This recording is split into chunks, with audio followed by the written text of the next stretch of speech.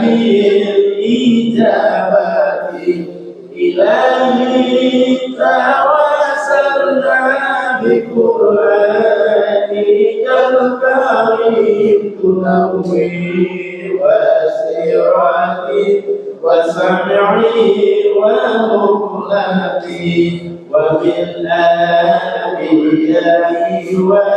والملائكة الكرام تحكيم بالتقوى وإدراك آياتي بهم وبالأولياء تلهمني بهم وذريتي وشيعتي وعسيرتي إلهي دعي الأنبياء والملائكة وبالأولياء جود لنا بالإجابة إلهي تواصلنا بقرآنك الكريم تنوير بصيرتي سمعي ومقلتي وتصريف عني كل سر بحقهم وسري لدي سري من إنسي وجناتي بفضلك ما سرني بحسن الخواتيم وبالرحمة ادخلني بدار الإقامة إلهي في الأنبياء والملائكة وبالأولياء جود لنا بالإجابة إلهي تواصلنا بقرآنك الكريم تنوير بصيرتي وسمعي ومقلتي عليهم من المولى وتسليم ورضوان استجب إلهي مناجاتي اللهم صل وسلم وبارك عليه وعلى آله.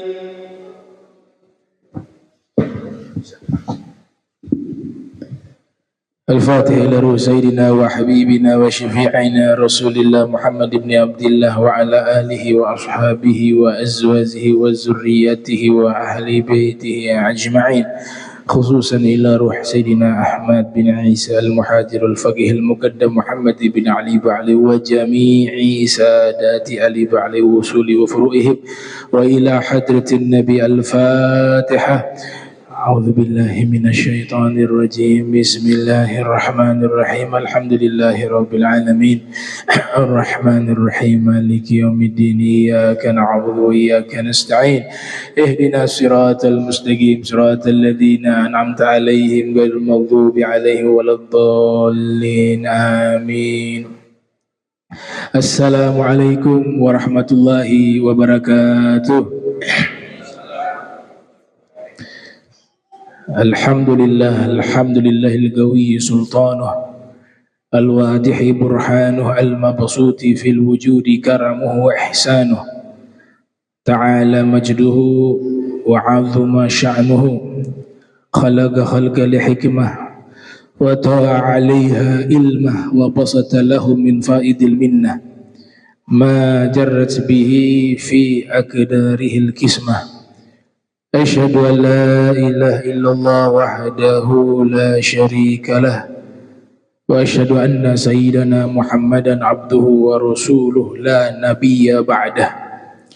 اللهم صل وسلم على نبينا محمد وعلى آله وأصحابه ومن تبعهم بإحسان إلى يوم القيامة. أما بعد، سبحانك لا علم لنا إلا ما علمتنا إنك أنت العليم الحكيم ربي اشرح لي صدري ويسر لي أمري واحلل عقدة من لساني يفقه قولي وسدد لساني واهدي قلبي بحق سيدنا محمد صلى الله عليه وآله وصحبه وبارك وسلم يا من هو في علوه كائن يا من هو في فعل حميد يا من هو في مجده متين اللهم أكرمنا بنور الفهم وأخرجنا من ظلمات الوهم وارزقنا فهم النبيين وحفظ المرسلين وإلهام ملائكة المقربين ربنا زدنا علما وفهما وعقلا يا أكرم الأكرمين بحق سيدنا محمد خاتم الأنبياء والمرسلين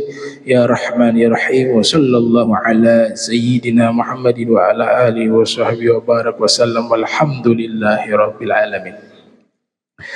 قال المصنف رحمه الله ورضي الله تعالى عنه وارضاه ونفعنا به وبعلومه وأمدنا بأسراره وعادنا من بركاته في الدارين فصل رضي الله عنكم وقال صلى الله عليه وعلى آله وسلم إن العبد إذا قام في الصلاة فتحت له الجنان وكشف له الحجاب بينه وبين ربه واستقبلته الحور العين ما لم يمتخذ أو يتنخى.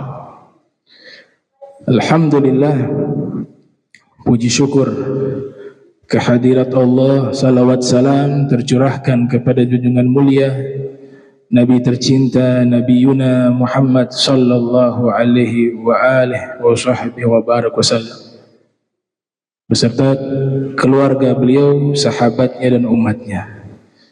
Yang saya muliakan seluruh imam Masjid Al-Amin, Al-Habib Fauzi As-Sagaf, Al-Ustaz Luqman Al-Mu'adzin, mata'anallahu ta'ala bituli hayatihim wa umrihim, dan semua yang hadir insyaallah diberikan sehat wal afiyah, istiqamah fi ta'ah wal ibadah, amin ya rabbal alamin.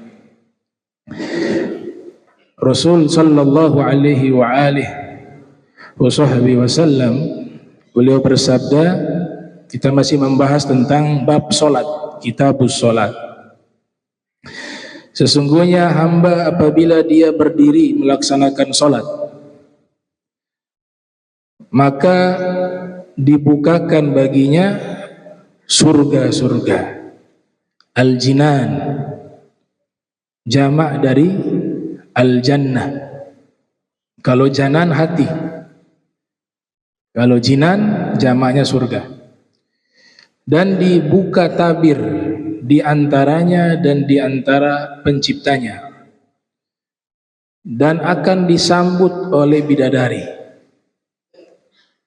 selama dia tidak membuang hingus atau membuang ludah. Di zaman Rasul, kalau zaman kita hal ini tidak mungkin terjadi karena sudah ada karpet, ada tehel, ya, tempat yang bersih. Tapi di zaman Nabi itu hamparan pasir, sehingga orang-orang yang baru masuk Islam, khususnya orang-orang Badui yang tinggalnya jauh dari kota Madinah, itu mereka kalau ketika sholat mau buang ingus di situ.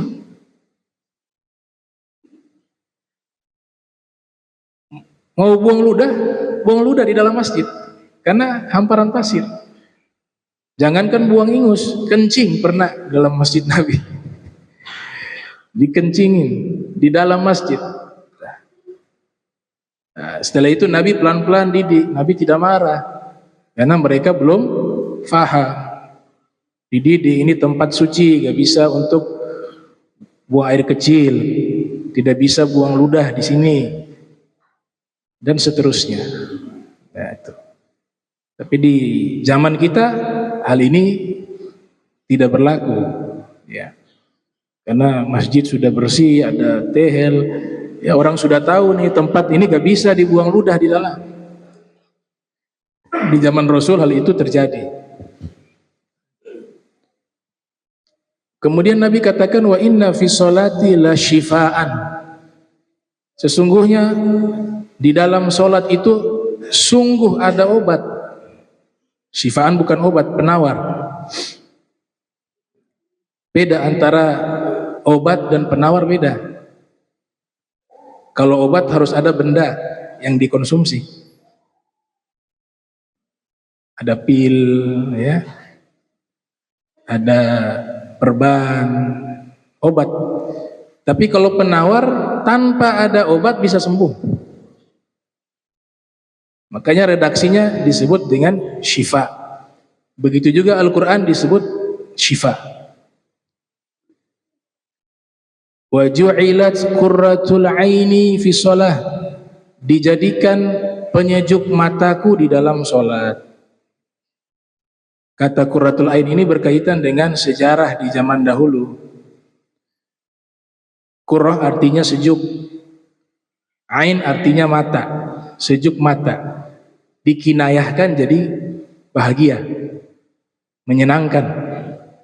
Kenapa disebut bahagia dengan istilah qurratu aini, ya, kesejukan mataku? Karena di zaman Rasul ada satu kejadian, pada umumnya wanita-wanita yang masih gadis ketika dilamar oleh seorang laki-laki, mereka punya sifat malu sangat tinggi, tidak langsung kalau menerima langsung mengatakan saya terima. Mereka malu, perempuan-perempuan yang ada di Makkah. Jadi kalau ditanya ke anak perempuan mereka, ini ada lelaki mau lamar, bagaimana? Dia gak bisa jawab, sehingga sulit untuk mengetahui dia mengatakan menerima atau menolak, karena ditutupi dengan rasa malu. Namun umumnya mereka meneteskan air mata ketika ada lelaki yang melamar, kemudian disampaikan kepada gadis tersebut, ini ada lelaki lamar. Dia malu menjawab, malu menyatakan menerima, malu juga menyatakan menolak. Tapi ekspresinya apa? Air mata keluar. Nah, mereka orang tua yang ada di waktu itu memegang air mata. Jawabannya ada di air mata. Kalau air mata yang dipegang ini sejuk, berarti tangisan kebahagiaan, berarti dia mau. Tapi kalau dipegang hangat, tangisan kesedihan, dia tidak mau. Karena jadi simbol kebahagiaan, kemudian coba kali ya, tangisan ya, qurratu ain. Sejuk. Kalau sejuk berarti dia mau. Nah, jadilah bahasa Al-Quran ini qurratu al-ain, kesejukan mata, simbol dari kebahagiaan. Itu dipelajari dalam kitab ilmu Ghoribil Quran. Nah, wa innal abda idza qama yusalli, sesungguhnya seorang hamba apabila dia berdiri melaksanakan solat, utiya bidzunubihi fawudi'at ala ra'sihi, dosa-dosanya diletakkan di atas kepala. Dia punya dosa, diletakkan di atas kepala. Wa fir riwayah ala atikihi, dalam satu riwayat di pundaknya. Fa kullama raka'a aw sajada tasaqatas anhu, tatkala dia ruku atau sujud, dosanya ambruk, hilang. Itu perumpamaan dosa. Kita ruku, dosa itu jatuh. Maknanya apa? Dosa itu semuanya diampuni oleh Allah Ta'ala ketika sholat. Para ulama mengatakan, wa qala al-ulama'u inna salata afdalul ibadati al-badaniyah fa farduha afdalul furudi wa nafluha afdalun nawafil. Para ulama mengatakan ibadah salat ini adalah paling afdalnya ibadah secara fisik, dan kewajibannya paling afdal dari semua kewajiban, dan sunnahnya paling afdal dari semua ibadah sunnah. Itu salat. Makanya kalau diurut setelah dua kalimat syahadah adalah apa? sholat. Itu sebenarnya tartib afdoliyah. At-tartib afdol, yang paling afdol tartibnya setelah 2 kalimat syahadat adalah sholat. Setelah sholat, zakat. Setelah zakat, puasa. Paling akhir ibadah haji. Kata ulama paling akhir karena ibadah ini pakai syarat mampu. Man istata'a ilaihi sabila. Nah, sebenarnya konsepnya itu kalau ada rizki untuk melaksanakan ibadah haji, maka jadi wajib waktu itu. Tapi kalau tidak ada, gak wajib. Makanya konsepnya cari uang untuk menafkahi keluarga, bukan untuk tabung ibadah haji sebenarnya. Karena gak ada perintah kita cari uang untuk ibadah haji. Tapi perintahnya adalah kalau ketika mampu, ada rizki lebih, silakan berangkat. Itu dikatakan di dalam kitab-kitab fikih. Apalagi sekarang kan ya tambah naik harganya. Nah, dia mau naik 300 juta, 400 juta, Allah tidak bebankan kepada kita. Toh dibilang kalau dapat uang mampu baru berangkat. Gak dipaksa, wajib cari uang untuk ibadah haji. Gak ada konsep itu. Dapat lebih, Allah kasih rezeki lebih, dia punya kemampuan, maka dia diwajibkan untuk melaksanakan ibadah haji. Makanya di situ gak ada perintah, hanya mengatakan bagi yang mampu menuju kepada ibadah haji itu tersebut. Menujunya sabila, jalan dua, jalan secara hakiki dan maknawi. Secara hakiki mampunya adalah secara finansial, punya uang, zahaban wa iyaban, pulang pergi, kemudian biaya nafkah di sana, dan keluarga yang wajib dinafkahi juga dia memberikan biaya yang cukup selama dia melaksanakan ibadah haji. Itu secara hissi. Tapi ada yang maknawi, mampu secara maknawi, fisik. Kalau dia sakit, punya uang tapi kemampuan fisik tidak ada, maka kewajiban itu tidak berlaku. Itu. Kemudian dilanjutkan di sini bab tentang waktu-waktu salat. Inna salata kanat 'alal mu'minina kitaban mauquta. Sesungguhnya salat waktu-waktunya telah ditetapkan oleh Allah Subhanahu wa taala. Salat yang 5 waktu. As-salawatul maktubah khamsun. Salat 5 waktu yang wajib, yaitu zuhur, asar, maghrib, isya, dan salat fajar, salat subuh. Allah kumpulkan semuanya kepada Nabi kita Muhammad sallallahu alaihi wasallam. Di dalam Al-Quran tidak ada penjelasan waktu sholat secara spesifik. Sholat fajar waktunya sekian, sholat zuhur waktunya jam sekian. Tidak ada penjelasan sholat 5 waktu secara sharihah. Ayat menerangkan secara langsung gak ada. Tapi adanya apa? Tafsiran-tafsiran. Tafsiran-tafsiran di dalam Al-Quran yang menjelaskan waktu sholat 5 waktu. Nah, di sini 2 ayat yang menjelaskan. Yang pertama di sini surat Ar-Rum ayat 17 sampai ayat 18. Ini dalil waktu-waktu sholat. Fasubhanallah hina tumsuna wa hina tusbihun walahul hamd fis samawati wal ard wa ashiya wa hina tuzhirun. Lafaz fasubhanallah kalau kita merujuk ke kitab tafsir, baik itu tafsir At-Tabari atau tafsir yang umumnya sering dibaca tafsir Jalalain, itu artinya apa? Fasubhanallah artinya sholat. Fasubhanallah tafsirannya sholat. Sholatlah kalian. Hina tumsun, ketika di waktu sore. Di waktu sore penafsiran ada macam-macam. Ada yang mengartikan tumsun di sini adalah waktu sholat maghrib dan isya. Dianggap sore itu waktunya sudah mendekati malam dan waktu malam.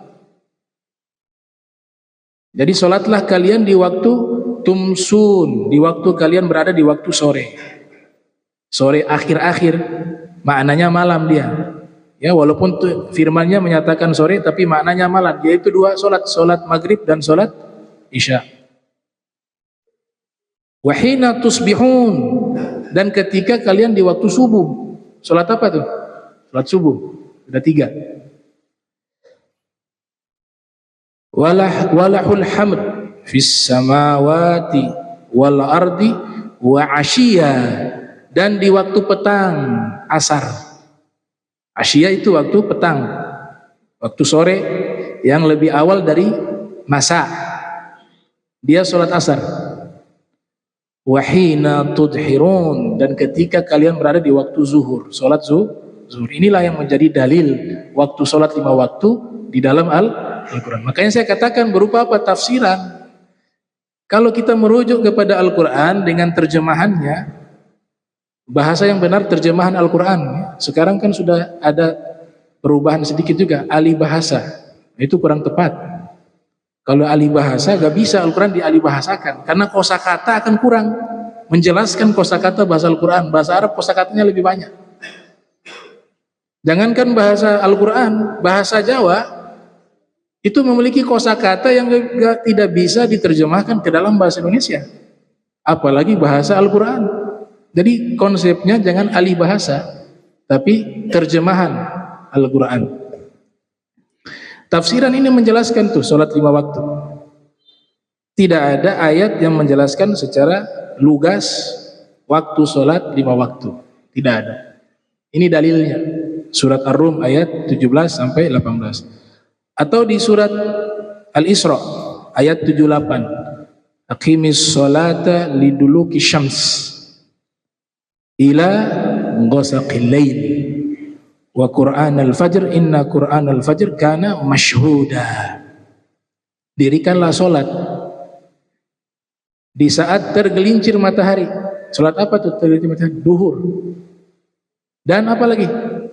Asar. Setelah tergelincir matahari ada 2 waktu solat, solat zuhur, solat asar. Maka di sini dilanjutkan sampai gelapnya malam. Solat apa gelapnya malam? Maghrib wa isya.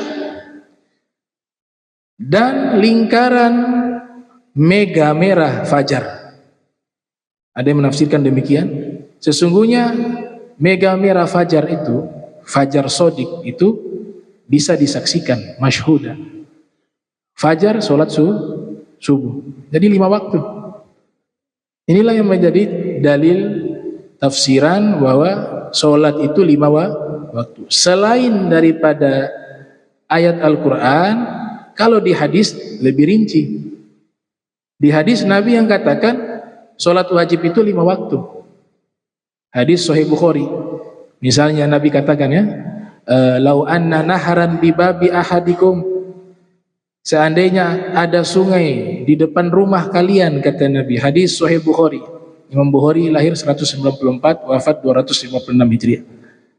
Yagatasilu minhu kulla yaum. Kalian mandi di sungai itu setiap hari 5 kali, kata Nabi. Hal yabqa min darinihi syai', apakah tersisa kotoran di tubuh kalian? Maka sahabat menjawab, la yabqa min darinihi syai', tidak akan tersisa kotoran di tubuh kami wahai Rasul. Fadzalika masalu shalawatil khams. Nabi sebutkan, itulah perumpamaan salat 5 waktu. Yang disebut 5 waktu karena yang wajib 5 waktu. Yamhullahu ta'ala bihinna al-khataya. Dengan 5 waktu itulah Allah menghapus dosa-dosa kalian. Berarti butuh hadis ya. Jangan bilang sunnah. Kalau sunnah, orang lain juga bisa buat sunnah secara bahasa. Man sanna fil islami sunnatan hasanatan. Itu kan sunnah juga. Siapa orang? Berarti selain Nabi di sini, karena Nabi yang bersabda, yang membuat sunnah yang baik dalam Islam, dia dapat pahala.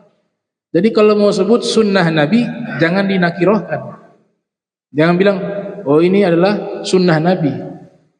As-sunnah, alif lam ma'rifah. Bisa tanpa alif lam, tapi setelahnya nisbat ke Rasul. Sunnah Rasulillah, sunnah Nabi Muhammad. tapi hanya mengatakan sunnah saja, ini sunnah. Itu di dalam ilmu usul fikih tidak tepat. Karena kalau sunnah maknanya umum, semua juga bisa buat sunnah secara bahasa. Tapi kalau untuk Nabi, as-sunnah atau sunnah Rasul atau sunnah Nabi, harus tambah begitu.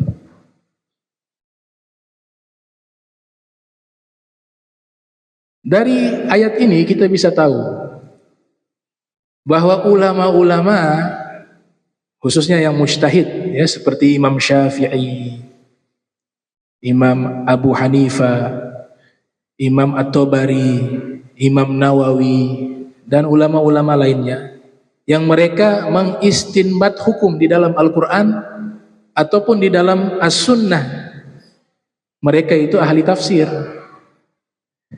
Karena untuk bisa mengeluarkan hukum tanpa paham tafsir Al-Quran, tidak akan bisa mereka simpulkan ada sholat wajib 5 waktu.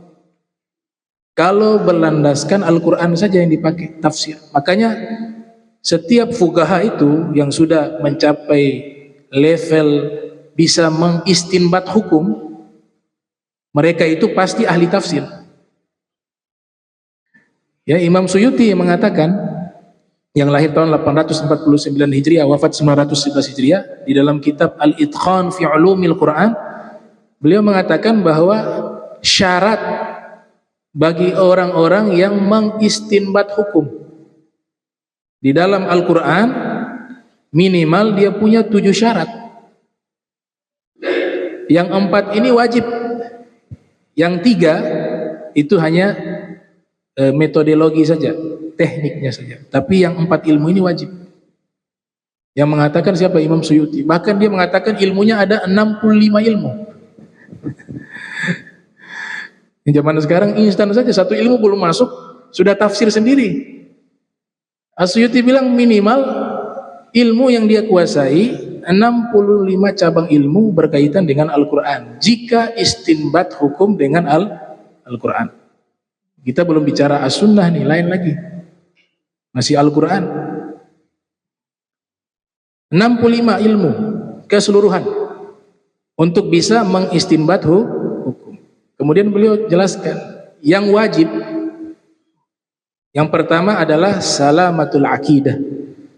Orang yang mengistinbat hukum di dalam Al-Quran harus selamat akidahnya, akidahnya benar.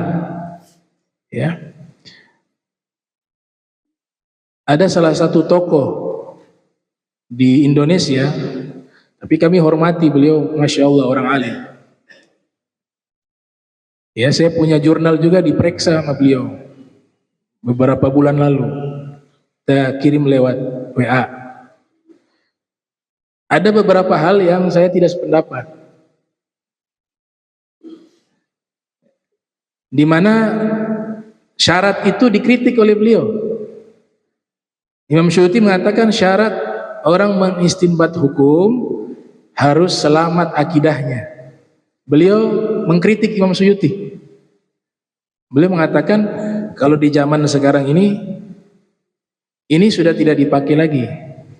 Yang benar itu objektivitas, bukan selamat akidah. Maksudnya sekalipun orang itu akidahnya keliru, ya, dia berpaham tajsim atau tashbih, tapi kan yang diistinbat masalah hukum, bukan masalah akidah. Maka dia katakan kalau benar ambil, bukan masalah akidah, masalah hukum. Akan tetapi saya mengkritik sedikit tanpa mengurangi rasa hormat, karena saya mengutip pendapat Imam Suyuti juga. Maksud beliau di sini yang akidahnya selamat, yang berhak untuk kita ambil istinbat hukum, karena khawatir orang yang menafsirkan itu, dia ketika pemahamannya keliru akan muncul penafsiran-penafsiran yang salah. Lah pemikirannya saya salah. Maka jadilah tuh tafsiran-tafsiran yang ada yang menafsirkan bahwa Allah itu berfisik. Allah itu duduk. Ini hukum. Hukum apa? Lebih tinggi daripada hukum fikih, hukum akidah. Makanya Imam Suyuti memandang secara luas, bukan hanya masalah hukum. Ketika menyatakan masalah hukum hanya terkait masalah hukum fikih, tidak. Tapi hukum akidah itu juga adalah hukum. Maka beliau mengatakan kalau ada penafsir Al-Quran atau ada tokoh ulama yang mengistinbat hukum sedangkan sudah terkenal dia akidahnya keliru, maka jangan diambil. Apalagi orang-orang awam semacam kita yang belum bisa bedakan mana yang benar, mana yang salah. Ini namanya kehati-hatian. Banyak kitab tafsir yang menyimpang, banyak di zaman dulu ya. Zaman sekarang juga ada. Cuma gak boleh saya sebut nama. Secara global saja ada kitab tafsir yang dikritik oleh mayoritas ulama, ada. Kitab tafsir isinya mentajsim Allah, ada. Allah naik turun dari langit turun ke bumi. Allah jalan kaki tengah malam, hadis sepertiga malam Allah turun. Itu ditafsirkan apa? Allah ronda malam. Setiap sepertiga malam. Ada dalam tafsir. Tafsir yang sudah di warning oleh ulama, ini berbahaya tafsir semacam ini. Makanya syarat pertama kita harus lihat akidahnya benar tidak. Jangan main ngambil-ngambil. Itu. Salamatul aqidah. Yang kedua, ma'rifah al-lughah al-arabiyah. Nah, orang yang mengistinbat hukum harus paham ilmu bahasa Arab. Karena Al-Quran ini menggunakan bahasa Arab. Bagaimana menafsirkan, menistinbat hukum sedangkan bahasa Arab pun dia tidak paham? Ya, Suyuti mengatakan syaratnya. Di situ ada ilmu nahu, ada ilmu sorof, ada ilmu balaghah, ya, al-bayan, al-ma'ani, al-badi'. Imam Ghazali menambahkan harus ada mantik. Man lam yadrus al-mantik la yuthaq bi ilmih. Siapa yang enggak belajar ilmu mantik, ilmunya tidak diakui. Hadza qaulnya Imam Ghazali, Hujjatul Islam. Lahir 450 Hijriah, wafat 505 Hijriah. Bahkan Imam Ghazali menulis satu kitab berjudul Mi'yarul Ilmi fil Mantiq. Barometer ilmu itu ilmu mantik. Tapi Imam Nawawi mengharamkan ilmu mantik. Imam Nawawi tidak menggunakan ilmu mantik, haram. Ibnu Shalah juga mengatakan haram. Ini berkaitan dengan masalah apa? Madrasah ilmiah. Mereka yang ada di wilayah Syam, ilmu filsafat itu tidak populer. Ilmu filsafat itu berkembang di wilayah Irak, di wilayah Iran. Imam Ghazali di wilayah tersebut. Tapi ada juga yang berpendapat Imam Nawawi mengharamkan mantik tuh, ilmu mantik yang dimaksud ilmu mantik yang menyimpang yang ada di filsafat Yunani. Bukan ilmu mantik yang diadopsi oleh Imam Ghazali. Karena buktinya Imam Nawawi mensyarahi kitab Imam Ghazali. Imam Ghazali adalah salah satu tokoh ulama pertama yang menggabungkan ilmu mantik ke dalam ilmu usul fikih. Tokoh pertama. Kitab berjudul Al-Mustashfa. Nah, ini bahasa Arab. Jadi tidak mudah menafsirkan Al-Quran. Ya. Yang ketiga, ma'rifah turuk al-istinbat. Dia harus memahami metodologi pengambilan hukum istinbat. Itu ada metodologi, gak asal main-main baca aqimis sholat, atau ini maksudnya sholat asar ini. Ini wajib hukumnya nih, ini sunnah hukumnya nih. Ayat ini mengatakan tidak seperti itu. Itu sudah diatur secara rapi regulasinya oleh para ulama terdahulu. Di antaranya Imam Syafi'i menulis kitab Ar-Risalah, itu membahas metodologi di dalam mengistinbat hukum. Tidak instan kita baca satu ayat kemudian kita menyimpulkan hukum, nggak bisa. Dua ilmu yang dipelajari, Yang pertama usul fikih, yang kedua al-qawaid al-fiqhiyah. 4 kitab induk yang menjadi kitab rujukan seluruh ulama 4 mazhab. Yang pertama Al-Burhan Imam Juwaini, yang kedua Al-Mustashfa Imam Ghazali, yang ketiga Al-Mu'tamad Abul Husain Al-Mu'tazili, yang keempat namanya Kitabul Umad Al-Ghadi Abdul Jabbar Al-Mu'tazili. 2 ahli sunnah, 2 Mu'tazilah, tapi dipakai di 4 mazhab. Kita masuk syarat keberapa nih lolos? Syarat ke-1 gak lolos, syarat kedua gak lolos. Makanya kita ngikut ulama dalam kitab-kitab fikih mereka. Kalau mereka syarat itu sudah terpenuhi. Yang keempat, ma'rifatu tafsir. Orang yang mengistinbat hukum harus paham tafsir Al-Quran. Makanya di awal tadi saya katakan ahli fikih yang bisa mengistinbat hukum, sudah masuk ke level mengistinbat hukum, maka dia adalah seorang mufassir, ahli tafsir. Dia juga seorang usuli, ahli ilmu usul, baik ilmu kalam maupun usul fikih. Kalau disebut usul 2, usul ilmu akidah dan ilmu usul fikih. Dia juga ahli bahasa, harus ahli bahasa Arab, ahli tafsir, ahli bahasa Arab, ahli kalam, ahli ilmu usul fikih. Ini 4 kata As-Suyuti wajib. Kalau gak ada syarat ini, jangan pernah berani kalian mengistinbat hukum di dalam Al-Quran maupun di dalam hadis Nabi Muhammad sallallahu alaihi wa barak wasallam. Tidak main-main tuh Imam Nawawi. Imam Nawawi kan terkenal ahli fikih. Imam Nawawi ahli hadis. Belakangan dikenal sebagai sufi karena menulis kitab Bustanul Arifin. Tapi kita lupa, Imam Nawawi ini ahli bahasa Arab, pakar di dalam ilmu bahasa Arab.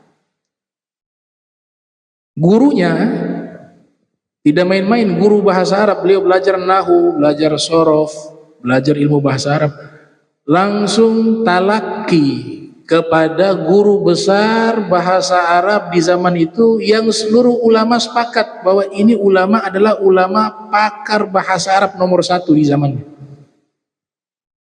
Ibnu Malik, pengarang kitab Alfiyah. Semua pesantren sampai hari ini kalau belajar baca kitab kuning, kitab induk paling utama yang paling akhir biasanya itu Alfiyah. Itu guru langsungnya Imam Nawawi. Usia memang terpaut cukup jauh ya. Beda 30 tahun sampai 31 tahun antara Imam Nawawi dengan sang guru. Ibnu Malik ini di Spanyol, Andalus, tapi berhijrah ke Damaskus.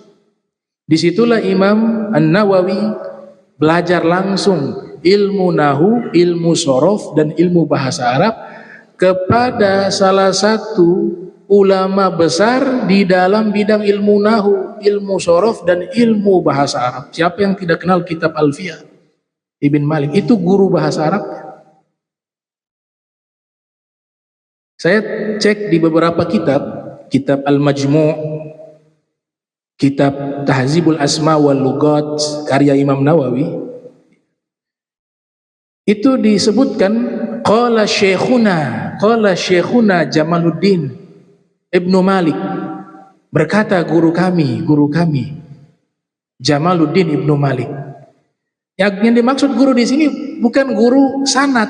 Kalau guru sanad ada kalanya tidak bertemu ya, mungkin dapat dari muridnya, kemudian disebut itu guru kami juga. Itu juga dalam kitab sering disebutkan begitu. Itu guru kami, tapi tidak ketemu langsung. Dia katakan guru kami secara sanad. Tapi ketika Imam Nawawi mengatakan qala syekhuna, berkata guru kami Jamaluddin Ibnu Malik, itu betul-betul talaki, ketemu langsung. Bahkan di dalam kitab Tahzibul Asma wal Lughat itu beliau mengatakan Syekhuna Jamaluddin Ibnu Malik huwa imamu ahli lughah wal adab fi hadhihi al-a'sar bila mudafa'ah. Guru kami Ibnu Malik, dia adalah salah satu ulama yang paling alim di dalam ilmu bahasa Arab dan ilmu sastra di masa kami ini, kata Imam Nawawi, bila mudafa'ah, dan tidak ada satupun ulama yang mengingkarinya. Sepakat. Ibnu Malik, beliau lahir 600 Hijriah, wafat 672 Hijriah. Secara tahun ketemu, Imam Nawawi 631, wafat 676 Hijriah, berarti ketemu. Waktu belajar mungkin usia 30 tahun, ya, kan beda 30 atau 20 tahun. Nah, umurnya itu ketika bertemu Ibnu Malik belum saya temukan usianya berapa waktu itu. Tapi yang pasti pertemuan itu ada. Sehingga ada jurnal tuh. Jurnal karangan Syekh Abdullah Al-Husaini. Jurnal itu berjudul Dalalatus Salik lima bainah Al-Imam Nawawi wa Syekh Ibni Malik. Itu jurnal khusus membahas pertemuan Imam Nawawi belajar kepada Ibnu Malik. Bahkan ada juga kitab yang ditulis oleh Syekh Iyad Ibn Abdul Latif berjudul Masail Al-Imam Nawawi lil Imam Ibn Malik An-Nahwi. Di situ terjadi perbincangan, ya, bagaimana kekaguman Imam Nawawi kepada sang guru di bidang bahasa Arab. Kagum, nomor satu di zaman itu, berbicara tentang ilmu bahasa Arab nomor satu. Dan sang guru kagum kepada sang murid Imam Nawawi. Wa ulama sejarah mengatakan kana yaqra ala Ibni Malik kitaban min tasnifihi wa 'allaka 'alaihi syai'ah. Imam Nawawi baca kitabnya Ibnu Malik langsung di hadapan Ibnu Malik. Yang uniknya kitab karangan sang guru. Entah itu Alfiyah, entah wallahu alam. Tapi disebut di dalam kitab tersebut Imam Nawawi baca secara langsung di hadapan sang guru. Kitab karangan sang guru di bidang bahasa Arab. Lebih luar biasanya lagi, sang guru mengizinkan Imam Nawawi memberikan tambahan penjelasan di dalam kitabnya. Ini murid permata berlian, mahal murid seperti ini. Jadi sang guru memberikan izin kepada Imam Nawawi untuk menambahkan keterangan di dalam ilmu bahasa Arab. Ditambahkan oleh Imam Nawawi. Mungkin saat ini Alfiyah yang ada itu ada bagian tambahan daripada Imam Nawawi. Itu diceritakan. Ini pakar bahasa Arab luar biasa. Bahkan sang guru itu di zamannya itu ketemu Imam Nawawi di masa Imam Nawawi selesai mengarang kitab Minhajut Thalibin, kitab fikih. Al-Imam Ibnu Malik ketika membaca, Masya Allah, bangga, ini murid saya nih nulisnya. Jadi bangganya itu pertama apa? Struktur bahasa Arabnya luar biasa, nahu sorofnya luar biasa, sastranya luar biasa, bangga. Bangga yang kedua, isi kitabnya luar biasa tentang hukum mazhab Syafi'i. Sampai dia mengatakan, ya, ulama menggambarkan ishtaha an yahfadzal minhaj i'jaban lima yaktubu wa yu'allifu. Sampai Imam Malik punya keinginan mau hafal kitab Minhaj karena kagum dengan tulisan dari muridnya yang begitu luar biasa, yaitu Al-Imam Nawawi. Dulu tahun 2009 kami baca kitab Nahu ke guru kami Ustadz Minanur Rahman, murid dari Bah Maimun Zubair. Saya masih ingat kitabnya, Hasyiyah Al-Khudari ala Ibni Aqil. Hasyiyah Al-Khudari. Ini kitab komentar Nahu yang paling disukai oleh Said Abdullah Al-Qumari. Said Abdullah Al-Qumari, ulama besar, ya, masuk sanad keguruan juga dari Al-Habib Abu Bakar bin Hasan Al-Attas Az-Zabidi di Maroko. Juga murid beliau Prof. Dr. Syekh Ali Jum'ah yang ada di Mesir, dan masih banyak. Nah, Said Abdullah dalam kitab Sabilu Taufik, kitab biografi hidup beliau, beliau mengatakan kitab ilmu bahasa Arab, ilmu nahwu yang paling saya sukai adalah Hasyiah Al-Khudari. Yang uniknya beliau belajar di Al-Qarawiyyin di Maroko, langsung kepada turunan dari pengarang, dan dikuasai betul kitab itu. Nah, di Hasyiah Al-Khudari itu dikatakan di kitab Alfiyah Ibn Malik di bab Al-Ibtida bin Nakirah, mubtada dengan nakiro, ya. Di situ kan dibuat nazam tuh. Wa hal fatan fikum fama khillun lana wa rajulun minal kirami indana. Yang artinya ada seorang laki-laki yang sangat baik. Dijadikan apa? Contoh kalimat, ya, di dalam ilmu nahwu, di dalam kitab Alfiyah. Ada seorang laki-laki yang mulia, yang sangat baik di sisi kami. Itu jadi contoh mubtada dengan nakiro. Rajulun, ya, minal kirami indana.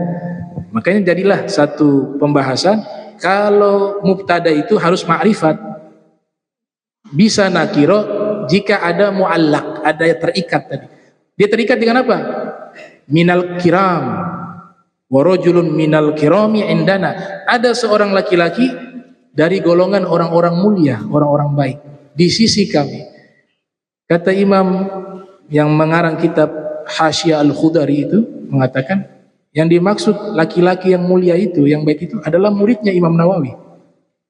Coba lihat bagaimana zaman dulu, ya, murid mengagungkan gurunya, mencintai gurunya, memuliakan gurunya. Guru demikian juga memuliakan muridnya, mencintai muridnya, menghormati muridnya. Jadilah mereka Imam Nawawi, jadilah mereka Imam Ibn Malik. Gitu.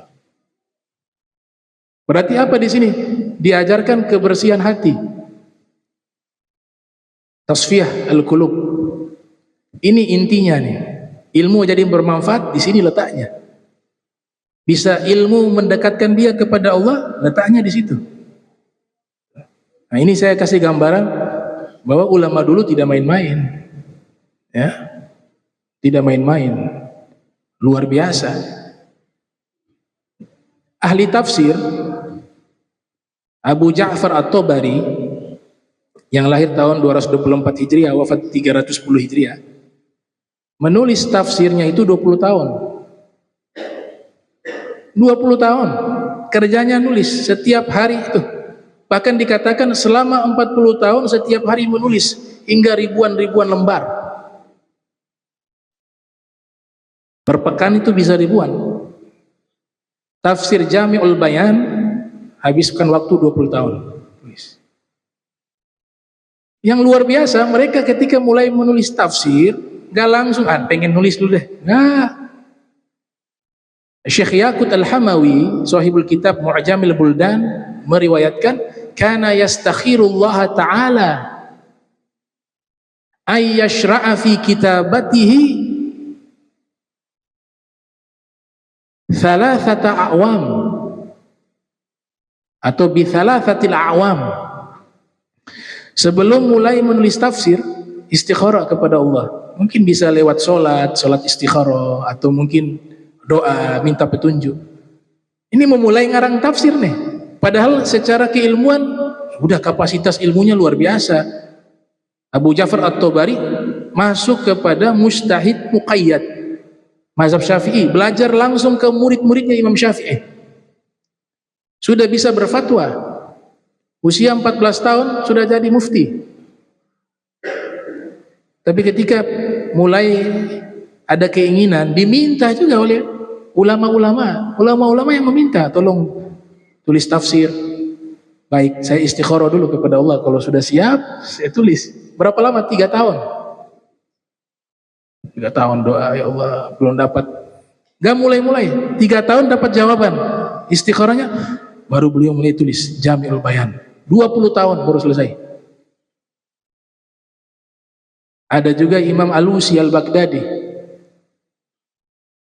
Beliau punya karya Ruhul Ma'ani, 16 jilid. Ya.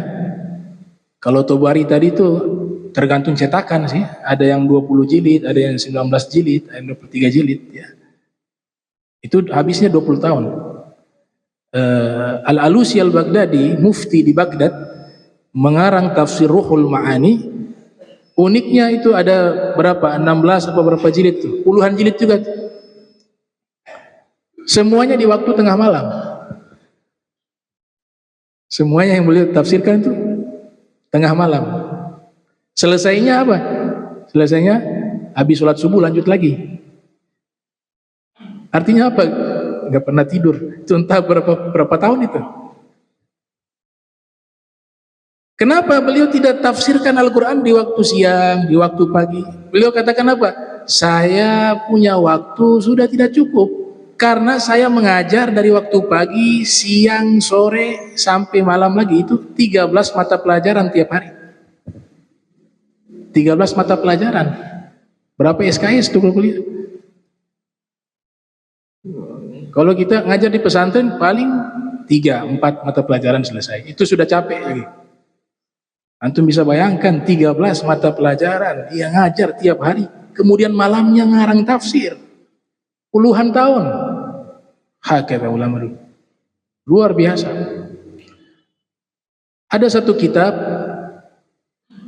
ya ditulis oleh Syekh Abdul Fattah Abu Guddah, Qimatuz Zaman 'indal Ulama, nilai waktu di sisi para ulama. Al-Imam Fakhruddin Ar-Razi yang lahir tahun 544 Hijriah, wafat 606 Hijriah, ketika menulis tafsir Mafatihul Ghaib puluhan tahun, ini juga berjilid-jilid hingga diberikan nama At-Tafsir Al-Kabir, tafsir yang sangat besar. Ya, ada 23 jilid kalau tidak salah. 23 dan tebal-tebal. Beliau ketika sampai penafsiran di surat Yusuf,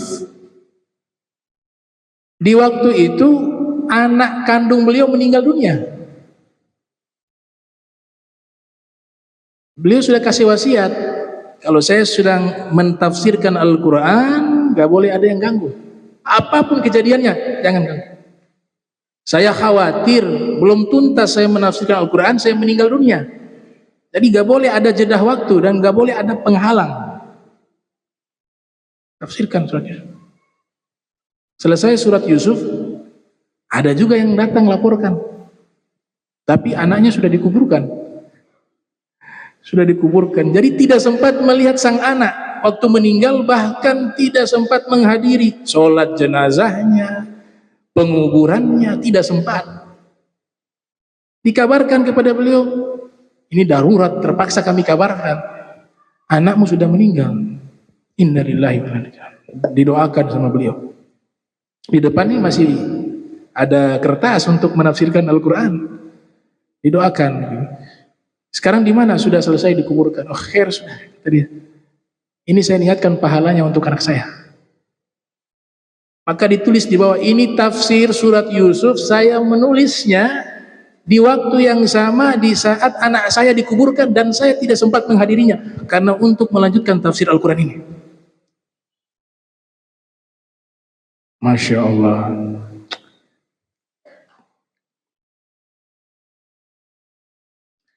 Ada juga di Iran. Ini saya bicara secara umum ya. Jadi semua tafsir saya pakai dia punya kisah. Karena hikmahnya itu bukan di masalah akidah, masalah hikmahnya ini perjuangan mereka ya, mujahadah mereka, kesungguhan mereka di dalam berkhidmah kepada agama ini. Ada kitab tafsir namanya Al-Furqan, karya Dr. Muhammad As-Sadiqi, 30 jilid. Itu beliau tulis 30 tahun. Dan tidak ada libur, tiap hari harus menulis. Tiap hari. Targetnya 1 jilid 1 tahun. Kan 30 jilid. Ya, jadi kalau 30 jilid selesai, ya 30 tahun. 1 jilid targetnya 1 tahun. Itu. Ini luar biasanya ulama-ulama tafsir Al-Quran. Dan tafsir Al-Quran ini dia punya tanggung jawabnya sangat besar. Makanya ulama-ulama dulu ketika diminta untuk menafsirkan Al-Quran, mereka tidak langsung menerima itu. Minta waktu istikharah dulu, berpikir panjang dulu ya. Ada ulama Nusantara, Syekh Nawawi Al-Bantini. Syekh Nawawi Al-Bantini menjadi ulama, guru besar semua ulama yang ada di Hijaz di zaman itu. Sayyidu ulama il-Hijaz. Ketika diminta oleh ulama untuk menafsirkan Al-Quran, nama kitabnya Murahul Labid. Ini juga judul kitab ada makna. Murah artinya waktu beristirahat. Labid orang yang bermukim. Apa maksudnya? Jadi bagi mereka seperti Syekh Nawawi Al-Bantini, waktu istirahatnya ketika membaca Al-Quran. Itu bagi mereka waktu istirahat. Ketika menafsirkan Al-Quran, itu waktu istirahat. Ketika mentadabburi Al-Quran, itu adalah waktu rekreasi mereka. Wisatanya mereka di situ. Makanya disebut Murahul Labid. Saya takjub ketika membaca mukaddimah. Beliau dengan tawaduknya tuh mengatakan ahkarul abd. Ana ahkarul abd. Saya ini hamba yang paling hina. Saya yang menafsirkan firman Allah yang maha suci ini, saya ini hamba yang paling hina. Saya sebenarnya tidak mau menafsirkan ini, tapi qad amarani ba'dul a'izzah indi an aktuba tafsiran lil Qur'anil Majid. Sebagian orang-orang mulia, so perhatikan kalimat ya, ketika dirinya dia katakan paling hina, tapi ketika ulama-ulama yang lain dia mengatakan sebagian besar orang-orang mulia. Indah sekali Pak. Dia punya balagohnya. Ini wali, wali merasa tidak hebat, merasa tidak ada apa-apa, merasa hina. Itu wali itu. Tidak sombong, tidak iri hati dan seterusnya. Wali. Kalau dalam hatinya masih iri hati, masih sombong, masih ya selamanya jadi kuali. Selamanya jadi kuali. Lihat, ketika dirinya dia katakan saya hamba yang paling hina. Tapi yang perintahkan saya menafsirkan ini orang-orang mulia. Saya gak bisa tolak. Fataraddadtu fi dzalika zamanan tawila. Tapi ketika mereka semua meminta saya menafsirkan Al-Quran, saya katakan tunggu, saya pikir-pikir dulu. Padahal Imam Syekh Nawawi punya keilmuan itu luar biasa. Syekh Nawawi mutafannin. Ya, semua ilmu agama punya karyanya, ahli. Tapi ketika menafsirkan Al-Quran, tunggu saya pikir panjang dulu. Itu zamanan tawila, waktu yang cukup panjang. Saya berpikir, saya sholat, saya istikharah. Akhirnya fa'ajabtuhum ila dzalika. Pada akhirnya saya terima permintaan mereka. Ya. Kenapa saya terima? Karena apa? Liiktidai bisalaf. Karena mengikuti para ulama terdahulu. Fi tadwinil ilm, untuk menjaga ilmu agama ini agar bisa terkodifikasi. Gak ada bahasa keangkuhan di situ, tidak ada bahasa kesombongan di situ. Dan beliau mengatakan di bagian penghujung ini yang menarik. Dan juga saya menulis tafsir ini walakin likulli zamanin tajdid, karena setiap zaman harus ada pembaharuan. Jadi penafsiran Al-Quran itu tidak berakhir ya. Nanti muncul 200-300 tahun yang akan datang, atau 400 tahun, 500 tahun yang akan datang di masa depan, ada muncul penemuan-penemuan baru, pasti Al-Quran sudah menjelaskan itu. Ada bahasa yang indah dari ulama Pakistan namanya Fadlur Rahman, dia mengatakan Al-Quran itu selalu aktual dan kontekstual sepanjang zaman dan di setiap tempat. Ya. Terakhir saya kasih contoh ya. Contoh ini memang ngeri-ngeri sedap di kalangan para mufassir ya. Di dalam surat Ibrahim ayat 24, situ Allah Ta'ala berfirman, Alam tara kaifa daraballahu mathalan kalimah thayyibah kasyajaratin thayyibah asluha thabitun wa far'uha fis sama. Allah memberikan perumpamaan kalimat yang baik. Perumpamaan kalimat yang baik, kata yang baik sama seperti pohon yang paling baik. Cabangnya, akarnya kokoh, cabangnya menjulur ke langit.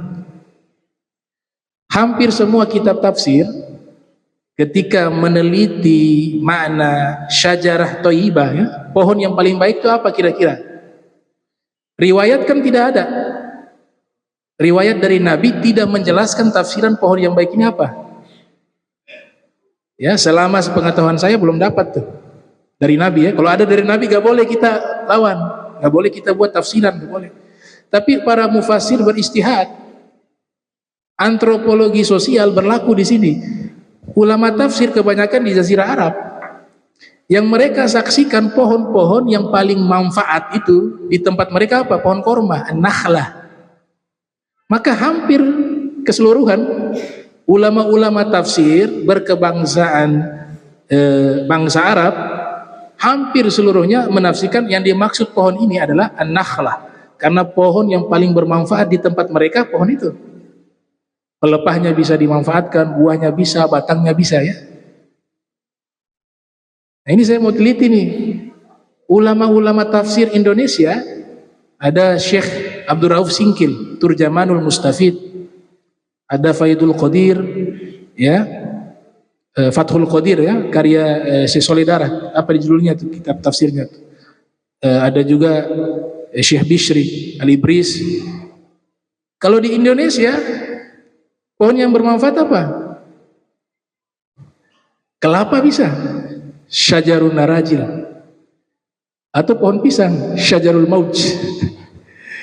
Seandainya tidak ada riwayat dari Nabi yang menerangkan tafsiran pohon tersebut, kemudian orang-orang ahli tafsir bermukim di wilayah seperti kita ini di Indonesia, maka yang terlihat bukan korma, pohon korma.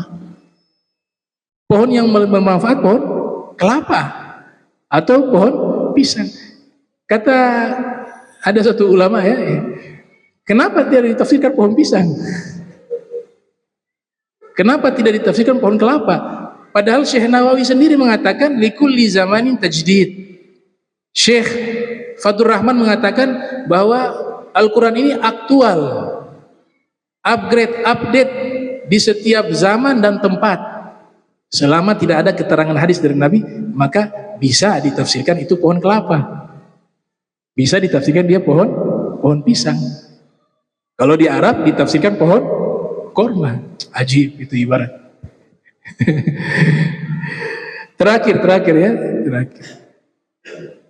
Ada ulama di Mesir, Syekh Bakhit Al-Muti Al-Hanafi, mengarang kitab Al-Jawabu Syafi fi Ibahati Taswir Fotografi, membahas tentang fotografi.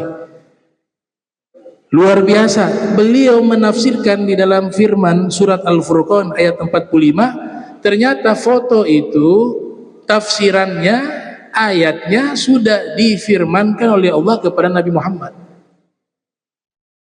Antum kalau baca surat Al-Furqan ayat 45, alam tara ya, bagaimana? Ila rabbika ya. Alam tara ila rabbika kaifa madda zillah. Apakah kamu tidak melihat bagaimana Allah Ta'ala memanjangkan bayang-bayang? Walau sya'a laja'alahu sakinan. Kalau Allah berkehendak, objek itu akan Allah tahan. Dikasih umpama bayang-bayang. Tsumma ja'alna asy-syamsa 'alaihi dalila. Kemudian kami jadikan matahari sebagai simbol cahaya, sebagai petunjuk. Apa terminologi kamera? Foto itu adalah satu proses mengambil gambar. menggunakan kekuatan cahaya, kemudian dipindahkan ke media yang namanya kamera, didiamkan objek itu, kemudian dipindahkan, maka jadilah yang namanya foto. Coba antum lihat bagaimana beliau tafsirkan. Ini penafsiran sudah diterangkan oleh Al-Quran. Cara kerjanya foto, Al-Quran 1000 tahun yang lalu sudah menerangkan. Itu yang disebut akan muncul sepanjang zaman, penjelasannya ada di dalam Al-Quran. Allahumma jam'ana hadza jam'a marhuma wa tafarraqan bari tafarruqan ma'suma wa la tajal minna wa la minna syakila mahruma subhanaka bihamdika asyhadu an astaghfiruka wa atubu ilaihi wa sallallahu alaihi Muhammadin wa ala alihi wa sahbihi wa barik wasallam wa la minkum wassalamu alaikum warahmatullahi wabarakatuh.